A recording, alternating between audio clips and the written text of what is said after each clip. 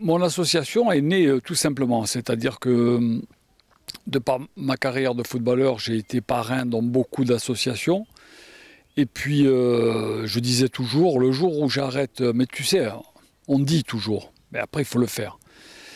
Quand j'arrêterai le football, car le football m'a tout donné, au départ c'était mes parents qui essayaient de me donner pour que je puisse partir et essayer de réussir. Je dis toujours essayer parce que, tu vois, la vie est dure et c'est pas quand on y arrive qu'il faut arrêter.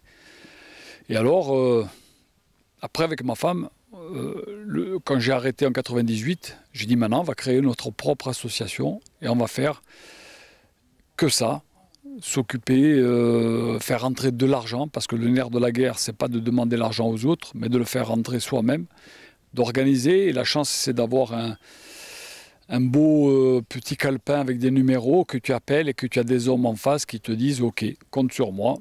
Et voilà, ça dure depuis 14-15 ans. L'argent est là, c'est l'argent des familles, c'est l'argent de tout le monde, mais on ne peut pas faire n'importe quoi. On ne peut pas aider tout le monde et on essaie de faire le maximum. Alors aujourd'hui, tu as aidé combien de jeunes, à peu près, une fourchette, des gens qui étaient malheureusement en fait, dans le malheur? À l'heure actuelle, on essaye d'aider plus de 50 familles. C'est le plus important, c'est nos enfants, c'est les enfants des autres, c'est la vraie vie. Après, on peut se promener dans toute la Corse, aller dans tous les golfs, aller. Il y a des gens de cœur, mais savoir regarder autour de soi, prendre le temps d'essayer, je dis bien d'essayer, d'aider les autres. On perd beaucoup d'enfants.